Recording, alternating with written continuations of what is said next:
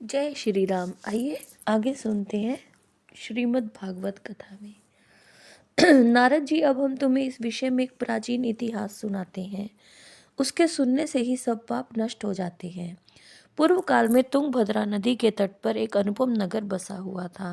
वहाँ सभी वर्णों के लोग अपने अपने धर्मों का आचरण करते हुए सत्य और सत्कर्मों में तत्पर रहते थे। उस नगर में समस्त वेदों का विशेषज्ञ और श्रोत स्मार्त कर्मों में निपुण एक आत्म देव नामक ब्राह्मण रहता था। वह साक्षात दूसरे सूर्य के समान तेजस्वी था। वह धनी होने पर भी भिक्षाजीवी था। उसकी प्यारी पत्नी धुंधुली कुलीन और सुंदरी होने पर भी सदा अपनी बात पर अड़ जाने वाली थी। उसे लोगों की बात करने में सुख मिलता था। स्वभाव था क्रूर, प्राय कुछ न कुछ बकवाद करती रहती थी। गृह कार्य में निपुण थी, कृपण थी और थी झगड़ालू भी। इस प्रकार ब्राह्मण दंपत्ति प्रेम से अपने घर में रहते और विहार करते थे। उनके पास अर्थ और भोग विलास की सामग्री बहुत थी। घर द्वार भी सुंदर थे, परंतु उससे उन्हें सुख नहीं था। जब अवस्था बहुत ढल गई तब उन्होंने संतान के लिए तरह तरह के पुण्य कर्म आरंभ किए और वे दीन दुखियों को गो, पृथ्वी, स्वर्ण और वस्त्र आदि दान करने लगे।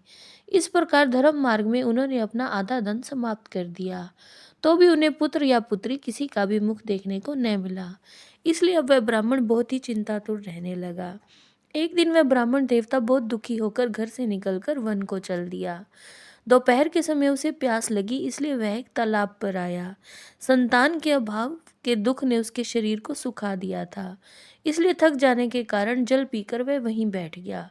2 घड़ी बीतने पर वहां एक सन्यासी महात्मा आए।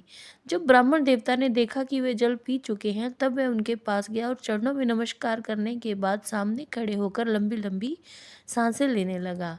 सन्यासी ने पूछा, कहो ब्राह्मण देवता, रोते क्यों हो? ऐसी तुम्हें क्या भारी चिंता है? तुम जल्दी ही मुझे अपने दुख का कारण बताओ।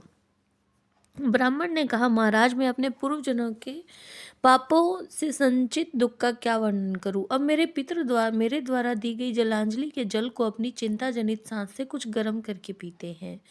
देवता और ब्राह्मण मेरा दिया हुआ प्रसन्न मन से स्वीकार नहीं करते। संतान के लिए मैं इतना दुखी हो गया हूँ कि मुझे सब सूना ही सूना दिखाई देता है। मैं प्राण त्यागने के लिए यहाँ आया हूँ। संतानहीन जीवन को धिक्कार है, संतानहीन ग्रह को धिक्कार है, संतानहीन धन को धिक्कार है और संतानहीन कुल को धिक्कार है। मैं जिस गाय को पालता हूँ वो भी बांझ हो जाती है। जो पेड़ लगाता हूँ उस पर भी फल फूल नहीं लगते। मेरे घर में जो फल आता है वो भी बहुत जल्दी सड़ जाता है। जब मैं ऐसा भागा और पुत्रहीन हूँ तब फिर इस जीवन को रखकर मुझे करना क्या है? ये कहकर वह ब्राह्मण दुख से व्याकुल हो सन्यासी महात्मा के पास फूट फूट कर रोने लगा। तब उन यतिवर के हृदय में बड़ी करुणा उत्पन्न हुई। वे योगनिष्ठ थे। उन्होंने उसके ललाट की रेखाएं देखकर सारा वृतांत जान लिया और फिर उसे विस्तार पूर्वक कहने लगे, ब्राह्मण देवता, इस प्रजा प्राप्ति का मोह त्याग दो। कर्म की गति प्रबल है। विवेक का आश्रय लेकर संसार की वासना छोड़ दो।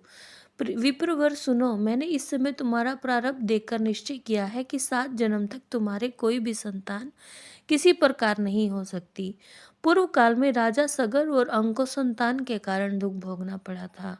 ब्राह्मण, अब तुम कुटुंब की आशा छोड़ दो। संन्यास में ही सब प्रकार का सुख है। जय श्री राम।